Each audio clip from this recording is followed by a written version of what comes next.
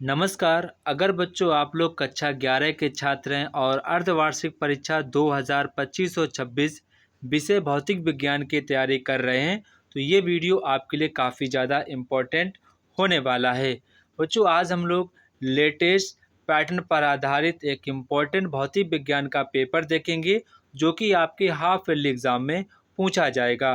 बच्चों ये question paper आपका NCERT पैटर्न पर आधारित है जो कि आपके एग्ज़ाम के लिए काफ़ी ज़्यादा इम्पोर्टेंट है। बच्चों आप सभी लोगों को ये क्वेश्चन पेपर 100% देखना चाहिए ताकि आपको ये पता चल सके कि आपके एग्ज़ाम में किस टाइप के क्वेश्चन पूछे जाएंगे और आपको किन किन पार्टों पर अधिक ध्यान देना है। तो बच्चों आज हम लोग इस क्वेश्चन पेपर को करेंगे पूरा सॉल्व और देखते हैं कि आपके एग्ज़ाम के लिए कौन कौन से इम्पोर्टेंट क्वेश्चन बन सकते हैं। तो बच्चों यहाँ पर आपका जो पहला सेक्शन रहेगा खंड का, जहाँ पर आप लोगों से बहुविकल्पीय प्रश्न पूछे जाएंगे। तो बच्चों सबसे पहले आपको बात ध्यान रखनी है, आपको अपने एग्ज़ाम में टारगेट बनाना है कि हमारे टोटल एमसीक्यू सही होने चाहिए। जितने भी एमसीक्यू आए हमारे सारे के सारे एमसीक्यू सही होने चाहिए। तो आप सभी लोग अपने आप से एक बार प्रॉमिस करना है कि मैं खूब मेहनत करूँगा और अपने सारे एमसीक्यू सही करने का प्रयास करूँगा। तो बच्चों यहाँ पर आपका जो पहला क्वेश्चन है, कोणीय संवेग का मात्रक क्या होता है। तो बच्चों कोणीय संवेग का जो हमारा फार्मूला होता है वो होता है MVR। आप सभी लोगों को पता होगा MVR होता है। तो यहाँ पर M का मतलब होता है मास, तो मास का आपका होता है किलोग्राम। क्या होता है? किलोग्राम। और यहाँ पर जो आपका V होता है ये आपका होता है वेलोसिटी, मतलब कि वेग। तो वेग का आपका मात्रक होता है मीटर पर सेकेंड। ठीक है, मीटर पर सेकेंड। और R मतलब होता है आपका रेडियस, तो मतलब हो जाएगा मीटर। क्या हो जाएगा? मीटर। तो यहाँ से आप देख रहे हैं क्या बन रहा है, किलोग्राम मीटर स्क्वायर पर सेकेंड। तो ये जहाँ पर आपका लिखा होगा वही आपका करेक्ट आंसर हो जाएगा। तो यहाँ पर आपका ऑप्शन नंबर ए वाला करेक्ट आंसर हो जाएगा। ठीक है, इसके बाद आपका यहाँ पर क्वेश्चन नंबर 2 है, संवेग संरक्षण सिद्धांत लागू होता है। तो बच्चों संवेग संरक्षण सिद्धांत केवल बलों की अनुपस्थिति होने पर लागू होता है। जब बाहर से कोई भी बल नहीं लगेगा तब हमारा संवेग संरक्षण का सिद्धांत लागू होता है। तो यहाँ पर आपका ऑप्शन नंबर सी वाला करेक्ट आंसर हो जाएगा। Option number C will be right answer this question. इसके बाद आपका क्वेश्चन नंबर 3 है, स्थैतिक घर्षण बल का मान किसके बराबर होता है।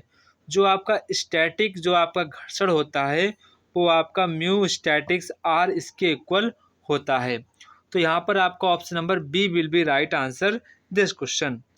इसके बाद बच्चों यहाँ पर आपसे नेक्स्ट क्वेश्चन पूछ रहे, कार का विमीय सूत्र क्या होता है। तो बच्चों सबसे पहले हम लोग विमीय सूत्र को बनाना सीखेंगे। अगर आपको एग्जाम में कई बार नहीं आ रहा है तो आप फिर भी बना सकते हैं। तो बच्चों सबसे पहले आप लोगों को पता होगा कार का यहाँ पर फार्मूला क्या होता है। सभी को पता है बल गुणे विस्थापन, यानी कि कितना आपने डिस्प्लेसमेंट किया है वो यहाँ पर आपका वर्क के इक्वल होता है। मतलब कि आपका फोर्स, जैसे कि हमारा ये कोई भी यहाँ पर ये कोई पीस रखा है और मैं इसको F1 से यहाँ पर डिस्प्लेसमेंट करूँगा। मानता हूँ कि मैंने यहाँ पर m1 मीटर यहाँ पर डिस्प्लेसमेंट कर दिया, तो यानी मैंने वर्क कर दिया। ठीक है, आपको इससे कोई मतलब नहीं है, आपको सिर्फ यहाँ पर कार का फार्मूला पता होना चाहिए। होता है W बराबर F इंटू एस, जहाँ पर आपका F होता है बल, यस आपका होता है विस्थापन। तो बच्चों बल का फार्मूला क्या होता है? ma। क्या होता है? ma। तो m यहाँ पर हमारा मास होता है और ये आपका एक्सेलरेशन होता है। तो मास का आपका होता है kg। ठीक है, और इसका आपका क्या होता है? मीटर पर सेकेंड। क्या होता है? मीटर पर सेकेंड स्क्वायर इसका मात्रक होता है। तो इसके लिए मास के लिए m बन जाएगा, अब मास के लिए तो m होता है और यहाँ पर मीटर के लिए आपका यल होता है। ठीक है, और समय के लिए आपका -2 होता है। इतना आपको पता होना चाहिए। ठीक है, -2 क्योंकि पावर नीचे ऊपर जाएगी तो आपकी माइनस की हो जाएगी। तो ml की पावर -2 आपका हो जाएगा। ठीक है, तो यहाँ पर मैं इसे कर लेता हूँ फिर से, W बराबर F इंटू एस कर लेता हूँ। ठीक है, तो F की आपकी क्या आई थी? ml की पावर -2 आपकी यहाँ पर आई थी। अब यहाँ पर आप यहाँ पर देखेंगे विस्थापन मतलब कोई दूरी का मात्रक आपका L होता है। ठीक है, मतलब L लिखेंगे तो आपका क्या हो जाएगा? L स्क्वायर माइनस के टी स्क्वायर। तो ये आपका यहाँ पर कार का विमीय सूत्र बन जाएगा। ठीक है, ये आपका नहीं होगा, आपका ऑप्शन नंबर ए वाला करेक्ट आंसर हो जाएगा, ऑप्शन नंबर ए वाला। संवेग परिवर्तन की दर किसके बराबर होती है? तो वो आपके बल के बराबर होती है। ठीक है, बल के बराबर होती है, संवेग परिवर्तन की दर बल के बराबर होती है। इसके बाद यहाँ पर आपसे कह रहे हैं कि खंडकाह, जहाँ पर आप लोगों से अति लघुत्तरीय प्रश्न पूछे जाते हैं। आपका प्रत्येक क्वेश्चन 2 नंबर का रहेगा, तो आपको उसी के हिसाब से लिखना है। ऐसा नहीं कि आप ज़्यादा लिख दे रहे हैं तो फिर कहीं ना कहीं आप अपने लॉन्ग आंसर को ज़्यादा टाइम नहीं दे पाएंगे। हमेशा ध्यान रखना, जितने नंबर का क्वेश्चन है उतने नंबर का ही आपको लिखना है। अगर आपको वाकई में कोई क्वेश्चन का आंसर नहीं आ रहा है और आपके पास टाइम है, तो आप कहीं ना कहीं उस क्वेश्चन के आंसर को बढ़ा चढ़ाकर लिख सकते हैं। ठीक है, ऐसा नहीं कि आपके 2 नंबर का है और आप उसमें फिजूल में टाइम वेस्ट कर रहे हैं, तो ये कोई मानते की बात नहीं है कि आपने उसमें बहुत लंबा लिख दिया। जितने नंबर का क्वेश्चन है आपको हमेशा उतने नंबर का ही आंसर देना है। तो यहाँ पर आपका जो पहला क्वेश्चन है, कह रहे हैं कि इनर्शिया क्या होता है, तो यहाँ पर आपको बताना है। परिभाषित कीजिए कि कोणीय चाल क्या होती है, वो यहाँ पर आपको बताना है। घर्षण बल को कम करने की आपको 2 विधियां बतानी, काफ़ी आसान क्वेश्चन है, सभी को पता भी होगा। वेग और चाल में आपको 2 अंतर लिखना है। बस आपको एक बात ध्यान रखनी, जब भी आप अंतर लिखें तो आप हमेशा अंतर को टेबल के फॉर्म में लिखें। ठीक है, टेबल के फॉर्म में आपको अंतर हमेशा लिखना है। यहाँ पर आपको वेग लिखना होगा, यहाँ पर आपको चाल लिखना है, फिर आपको यहाँ पर ऐसे ऐसे फटाक से लिख देना है। संवेग संवेग संरक्षण या फिर परिरक्षण के नियम को आपको यहाँ पर उसका स्टेटमेंट लिखना है। किसी वस्तु की स्थित ऊर्जा का यहाँ पर आपको सूत्र लिखना है। सरल आवर्त गति क्या है, वो यहाँ पर आपको बतानी है। विस्थापन सदिश क्या है या सदिश। ठीक है, जो विस्थापन जो है आपका अदिश है या फिर आपका सदिश है, वो यहाँ पर आपको बताना है रीजन। न्यूटन का आपको सेकंड नियम यहाँ पर आपको लिखकर बताना है। कार व शक्ति में आपको अंतर को स्पष्ट करना है। बच्चों, ये आपको 10 के 10 क्वेश्चन अच्छे प्रकार से प्रैक्टिस कर लेनी है। इनसे आपके एग्जाम में 100% क्वेश्चन आएगा। ठीक है, इसके बाद आपका यहाँ पर खंडगा आता है, जहाँ पर आप लोगों से लघुत्तरीय टाइप के क्वेश्चन पूछे जाएंगे। आपका प्रत्येक क्वेश्चन 3 नंबर का रहेगा।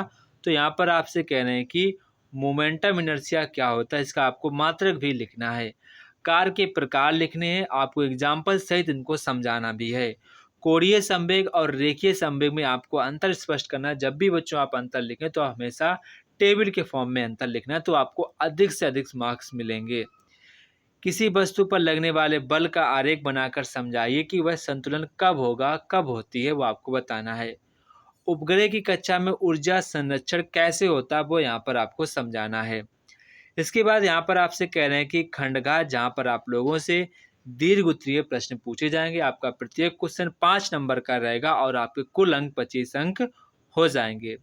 तो यहाँ पर आपका जो पहला क्वेश्चन कह रहा है कि न्यूटन के नियमों का आपको वर्णन करना है और उनके प्रयोग को भी लिखना है।